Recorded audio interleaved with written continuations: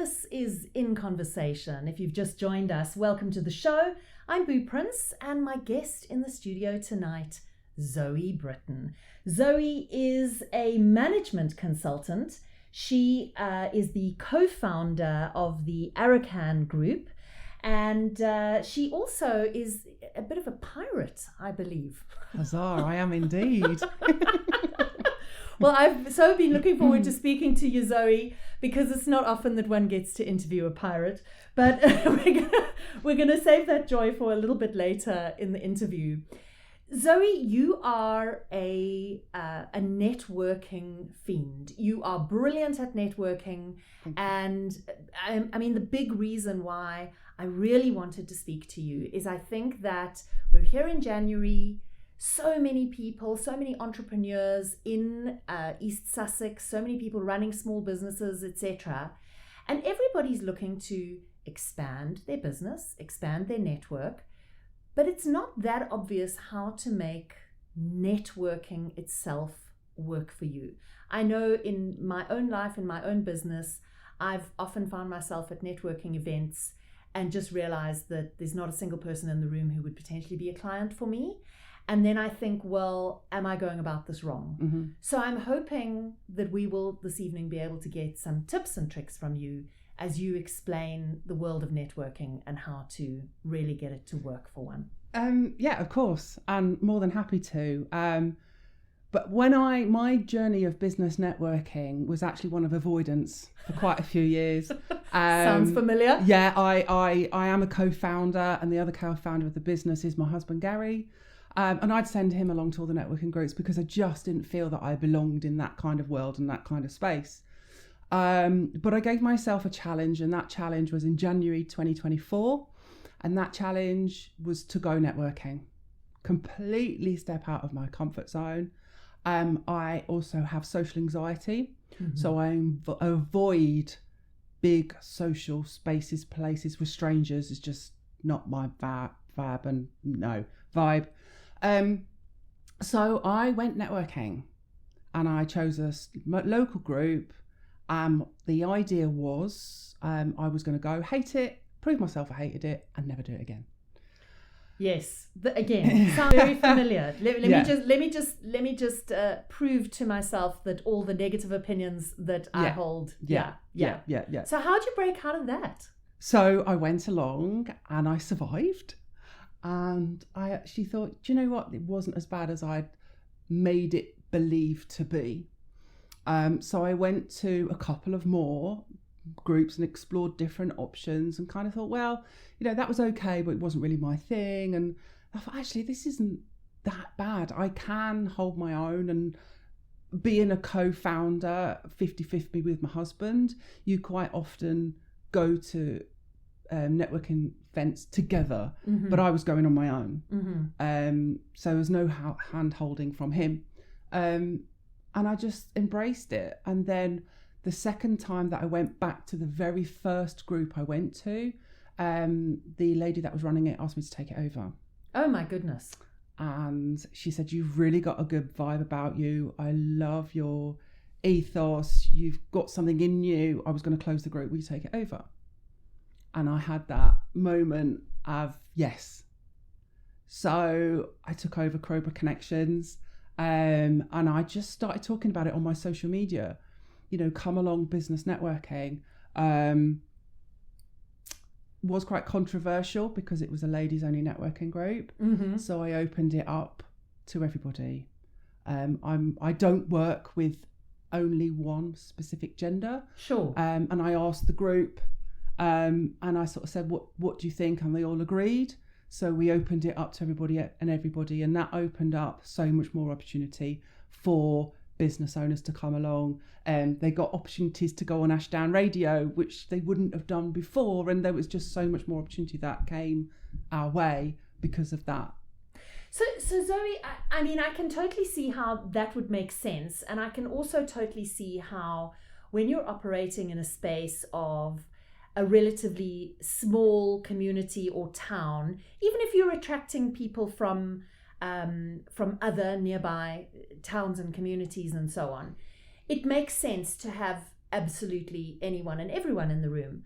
However, I also am aware that different networking groups have different vibes to them, or perhaps different specialities. You know, you're not going to find maybe corporate lawyers at kind of a local networking group, where you might also find sort of, I don't know, hairdressers, plumbers, tradespeople, service providers, because it's the wrong room. Right. That's interesting, because it's actually really wrong. Okay. Because we have solicitors that come along, lawyers, we have a vast range of local businesses that come along, estate agents. Yes. And business owners as well. So, and the ethos behind all the networking groups is collaboration over competition. I absolutely live and breathe and bang that drum all the time. It's one of the things I say, because going back to when I was dabbling in the world of networking, when you stumble across somebody who does what you do, their body language changes and it shifts. Yes. And if you go around the room and introduce yourself, and you can see somebody going, great, they do what I do, oh well, and they're not interested in you, but I'm that kind of person who really wants to talk to them. Yes. And so I was going out of my way to talk to them, and I thought, no, I need to break down this barrier. So I say, even if there's someone in the room who does exactly the same thing as you do, chances are they don't. Yes. And I love it when I've talked to the room and then I see pockets of people talking. There's 2 travel agents who regularly come networking, and on a rare occasion they're in a room together. You can find them over in the corner talking about New York or the Caribbean or winter weather or something. And I love that, and I break down that barrier that people have about, well, what if there's someone there who does what I do? Yeah, and it's interesting that you bring that up, actually, because I know that for many networking groups, there is often a rule that a particular location where a networking group might be situated doesn't actually accept membership from more than one person in a particular industry. No, we're open to everybody and anybody. If you've got a business, whether you're a small trader, one-man band, or bigger, come along. One of the things I introduced to all the groups is a spotlight opportunity. I'm actually going to change it, because somebody actually recently said that they found that a bit too spotlightish. But so we're going to have a guest speaker. Guest speaker opportunity. And I've actually booked out on one of the networking groups that I run for the whole of 2026. Wow. Because I said it's an opportunity. It's a 10 to 20 minute slot where you can share a book, not pitch, but just educate people. Yes. And we've had some, since I've been doing that since July 24, we've had some really amazing, all the businesses that have stepped up and said, I'll have a go. And actually, I've avoided it myself because I'm too busy giving out these opportunities to everybody else. Yes. I haven't actually done one myself, so that is on my list of things to achieve this year. So aside from the opportunity for people to meet other business owners, potentially make business connections, yes. Potentially to speak, how can the average entrepreneur really leverage a networking opportunity? Because I often feel like, whatever your speciality is, you know, it doesn't matter if you're a tennis coach or, I don't know, maybe an interior designer, it doesn't really matter. But at the end of the day, you can walk into a room, you can meet a bunch of people, but surely it's what happens after. Yeah, so that makes a difference to your business. Yeah, so one of the things, again, I always talk about when I'm running the groups is taking the conversation online. We're all business owners. Majority of businesses have some form of social media. Whether you're on Facebook, Instagram, LinkedIn, go and find that person and carry the conversation online. We understand that as business owners, you can't attend every group every month. Yes. And no one expects you to. We're an alternative, so we are non-membership. some of the groups are free and some of the groups are paid for.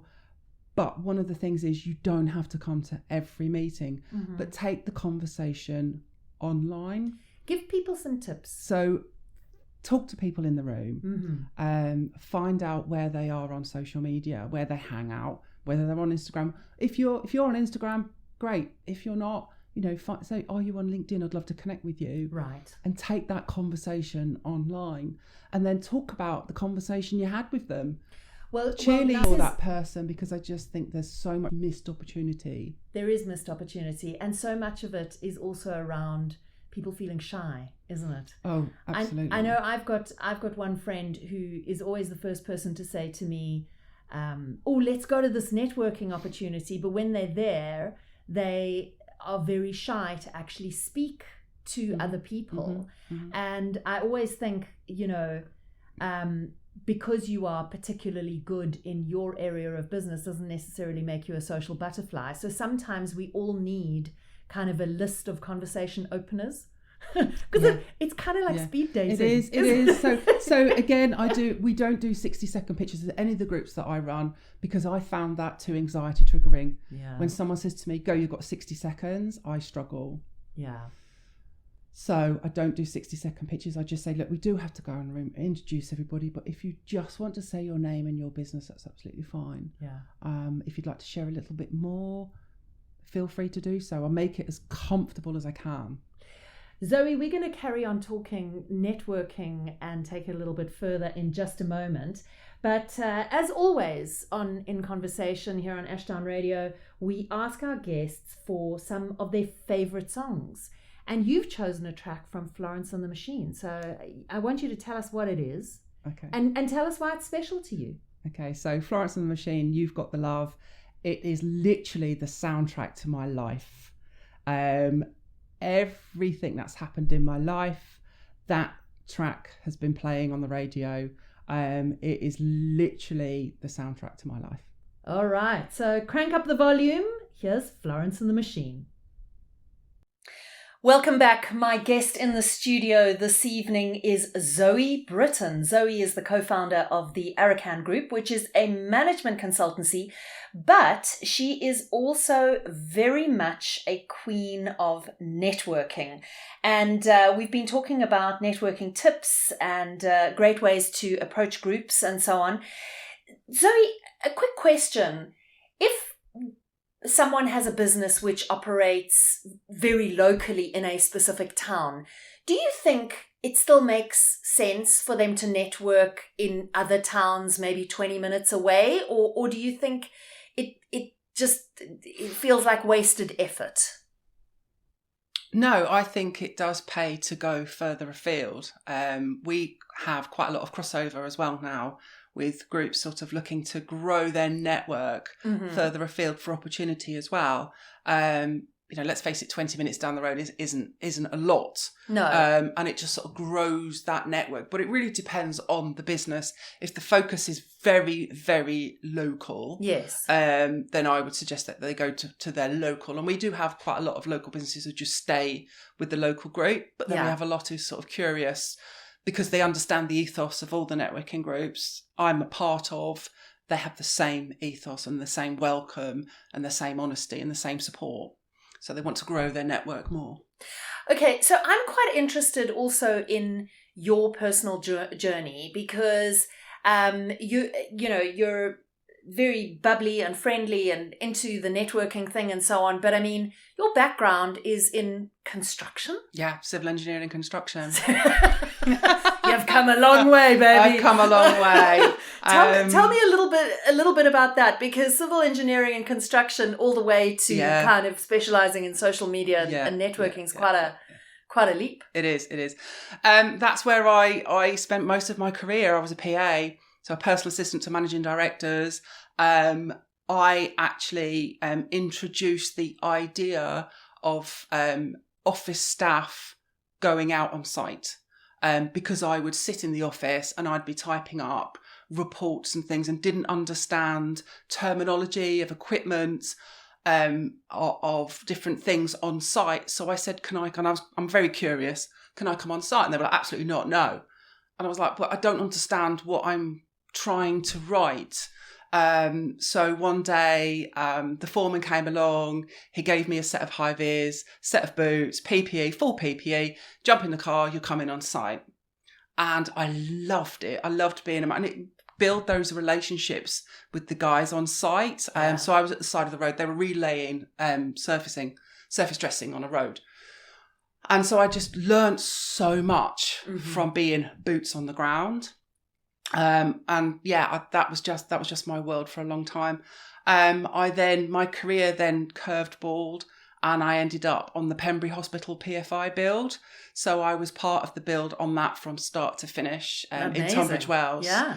And that's actually where my 2 children were born. Wow. So my boys do say, "Mummy, help build Pembury Hospital." But I was on site. I would go onto site with my PPE, with my high vis, and I would be in amongst it all and understanding and seeing it all. So, yeah, I think it's really important, no matter what industry you're in, that you have the opportunity to really see everything of what goes on. So, yeah, very male-dominated world, and I carry that forward naturally. Well, I think that what I'm hearing as the subtext coming through your entire career and how you've grown and honestly the businesses that you've grown is relationship. Yeah. It's all about relationship, whether we're really talking about you as a PA understanding the construction side of things, or whether we're talking about people and networking. Yeah. It's relationship. It is relationships. Relationships is so key, and being open and honest. Yeah. In our business, when we work with a client from day one, it's a very much two-way open door policy. We can't work with businesses who are closed to us carrying out a site audit or working with them on their social media if they are not open to suggestion and understanding of the reasoning and the why. Then it makes it incredibly difficult. And we've actually turned clients away because they're just like, "I'm not interested. I just want this done." Yeah. And we will say no. That is very interesting. And I think that there's so much to be said for this thing of being open with regards to being an entrepreneur, because many people become entrepreneurs in the first place because they don't want a boss and they don't want to be told how to do things. Yeah. And yet part of the developing journey as an entrepreneur is learning that you actually can't grow unless you trust people and delegate and have specialists come in to do pieces of the business for you, because you can't do everything. No. So you've got to learn to let go of some stuff. Indeed, absolutely. Now, one of the things that I really wanted to chat to you about is helping people understand. I know that you're quite a social media specialist. It's part of what you offer in your management consultancy and so on. Can we give our listeners some tips and clues on how to more effectively use social media? Because for a lot of people, you know, they almost see social media as kind of a bit of a grudge job as part of growing a business. Yeah, it is. And it's so important in this digital world we now live in. You know, we more often than not, someone will recommend a business and we won't pick up the phone. The first thing we do is we pick up our mobile phone or flip open our laptop and we'll have a dig around and we'll look for a website, or we'll look to see if they've got any socials, or we'll look to see if they're on LinkedIn. Before we've even had a conversation with that business. We do. Yeah. If somebody recommends you a restaurant, you go and Google it. Yeah, what are the reviews? Or what I'm looking for, you know, or wherever, or TripAdvisor, or wherever. So I think having a social media presence is so important, but also choosing wisely. I'm not a fan of the scattergun approach. So, you know, please don't think that you have to be on all the social media platforms. It's really doing a deep dive and understanding who your clients are and where they hang out. And that means, you know, it doesn't mean they're in the local Wetherspoons or pub. It means, you know, where are they? Are they on Facebook? Are they on Instagram? Are they on TikTok? Are they on LinkedIn? You know, and then it's going, well, okay, so I need to create content of what they want to see and visibility, I think 2026 is going to continue to be the year of visibility. And what I mean by that is people turning up on camera. So the 100%. opportunity to be on podcasts. I did a few last year, and I'm actually looking to launch Arakan Connections podcast studio soon, because I think visibility it's easy. Yes, it is stepping out of your comfort zone massively. I get it. Most people go, well, I can't do that. But then hitting that red button, talking to camera, going for it, what have you got to lose? So I definitely think this year will be the year of more visible content. But yeah, turning up on social media, choosing wisely. And again, if they're not comfortable, I offer audits, I do one-to-one training sessions, and I also do what we call traditional social media. So I do work with clients, creating content for them and giving them a visible online presence. My guest in the studio this evening, Zoe Britton. We are talking all things networking and how to grow your business, not only through in-person networking, but we're also right at the moment talking social media and what you need to do. I find this fascinating, Zoe, when you're talking about visibility and showing up on camera, showing up on podcasts, etc. It's so weird how the world has evolved that we typically don't make phone calls anymore. We will text people or WhatsApp or whatever. Mm-hmm. But actually, with the evolution of AI and that becoming more and more and more part of the business world, it is actually more important than ever that people know that you are a real person and that you show up authentically, because everyone is still actually craving relationship. And the people that one business will trust, they will trust the people from another business. They won't trust the AI from another business. No, absolutely correct. I mean, even if, you're not comfortable with creating video content yet, I think, photos, images, selfie, anything that shows the real person behind the brand goes an awful long way. Yeah, it is quite extraordinary that. It is. Just give me a little bit of insight into the networking groups that you have, because you mentioned Crowborough Connections, which is obviously local here, but you actually have a couple of groups, and I believe you're starting a new one. I do indeed. So I run Arakan Connections Heathfield from our office in Heathfield, Heathfield High Street. And again, that has a very similar, almost identical ethos to Crowborough. We're all about connection and collaboration over competition. I'm breaking down that whole stuffy vibe that comes with networking and made it more personalised and approachable. So we have a lot of business owners who have never networked before, very sort of rabbit in the headlights type of thing. And we quite quickly, we all sit down, for example, and it's a calm space. Everybody leaves egos at the door. There's we're all specialists in what we do, but we're all here to help. Right. And we get people who say, I'm not sure about this, and ask the room. And they walk away feeling supported and get so much value and confidence. And exactly like we were saying a moment ago, relationship. Yeah, very much so. So yeah, Arakan Connections Heathfield, and I'm just launched Arakan Connections Nutley, which starts on the 5th of February. Give me a quick update on how people can find you and find one of your networking groups. How do you suggest they get in touch? Okay, so they can contact me on social media. LinkedIn or Facebook, and all the groups are on Facebook. Just search for Arakan Connections, Arakan Group or Arakan Connections, and you'll find us. Or Zoe Britton. There you go. Okay. Now we're going to move to your next favorite song, and I actually think this is so appropriate for the thing of embracing authenticity, embracing visibility, showing up on camera. Yep. Go on, tell us what it is. So my song is Oasis, Roll With It. I am Gen X, and I was at Nebworth in the 90s. So this is another absolute game changer and just a good song. Welcome back. Well, you are listening to Ashdown Radio. I'm Boo Prince, and my guest in the studio this evening, Zoe Britton.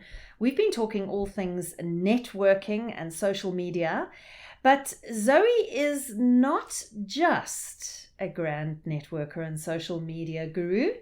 She's also a pirate. And I'm not talking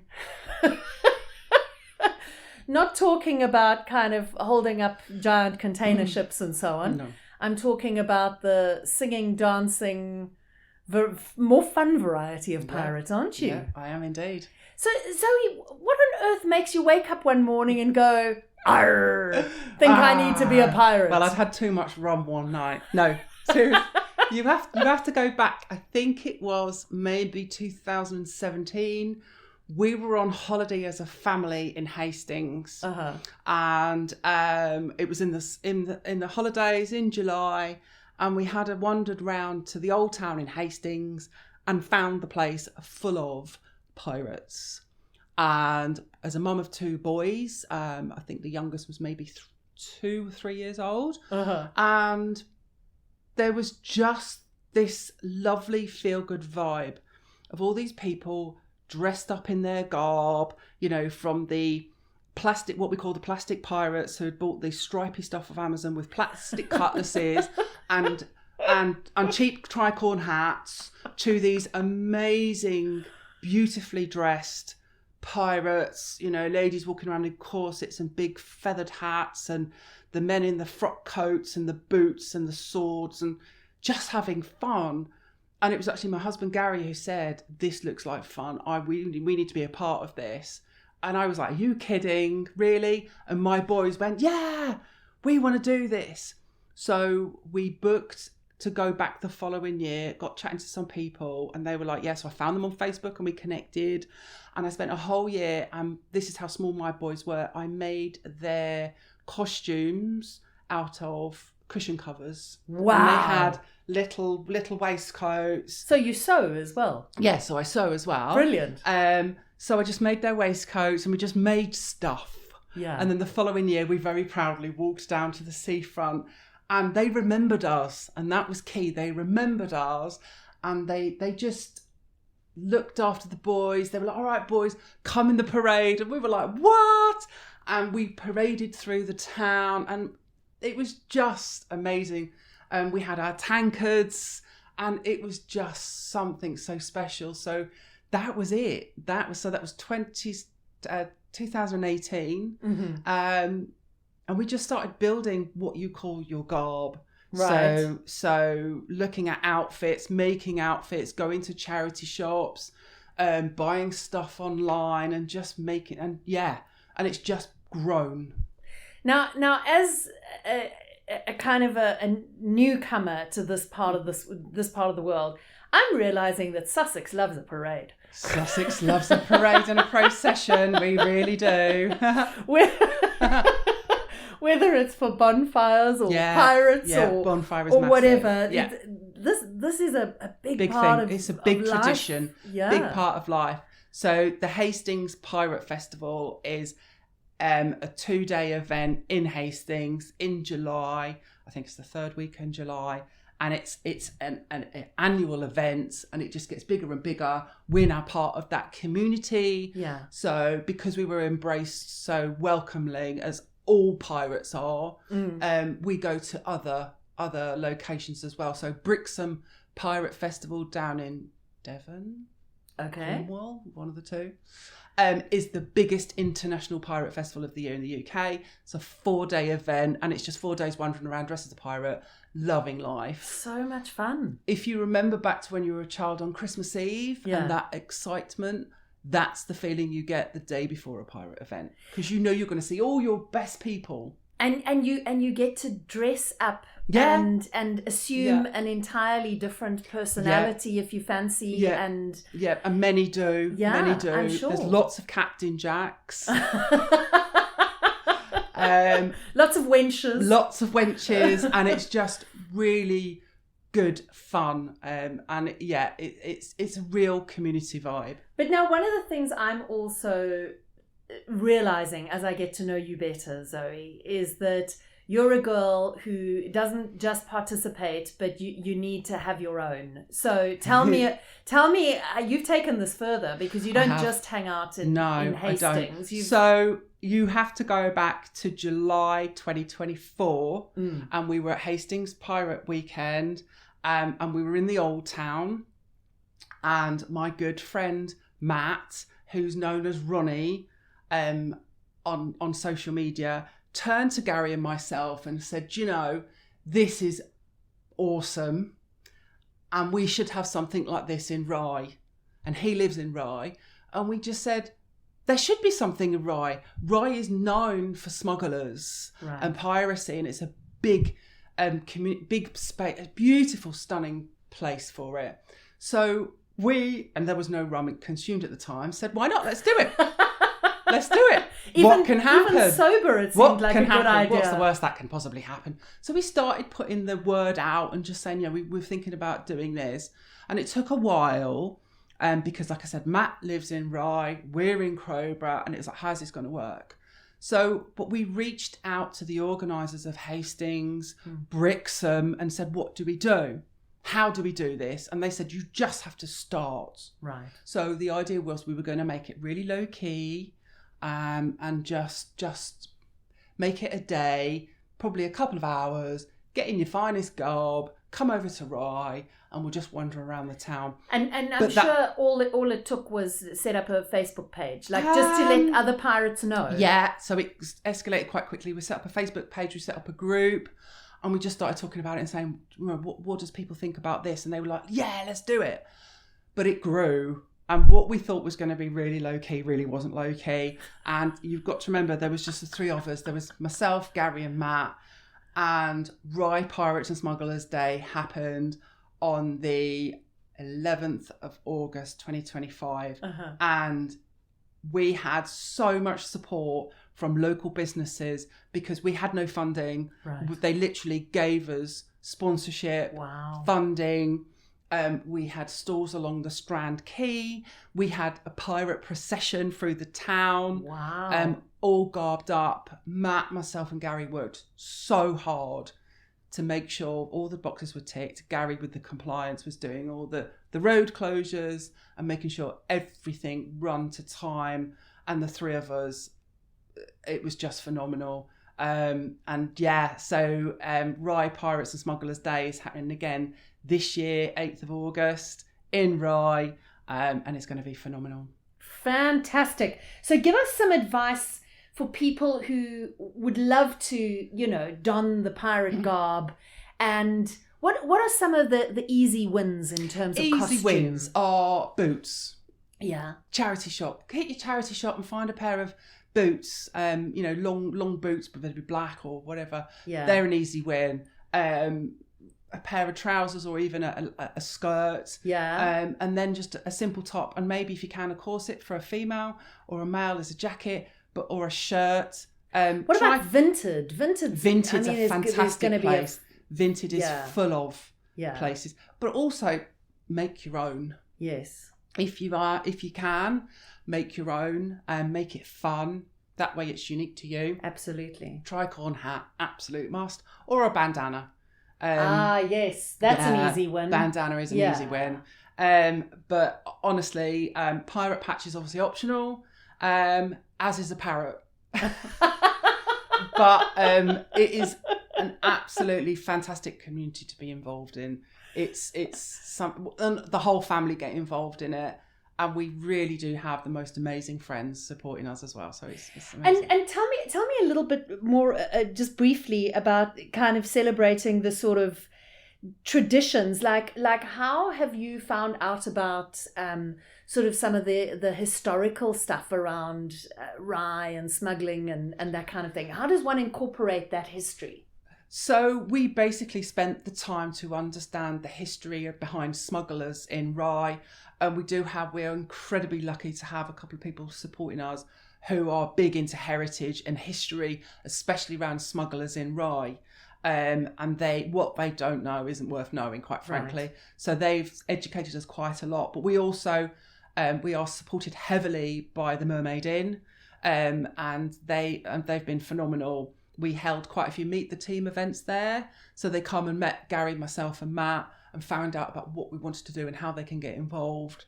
And we just really learned about the history of smugglers. So we're gonna stop it there before we run out of time. But we've got a fabulous song to play for people. We have. We go absolutely on, have. tell us. So this is an incredible local Sussex-based band. They are called the Captain's Beard. If you're in the pirating community, you know exactly who I'm talking about. And I thought I'd choose Sussex Folk for the tune to end this session. Thank you so much for being with us. Thank you. It's been so much fun, and I just love the idea of a pirate festival. For anybody who's interested, go on Facebook and look up Rye Pirates and Smugglers. Rye Pirates and Smugglers, and start getting your gob together for August. Absolutely. This is Captain's Beard, and it's a tune called Sussex Folk.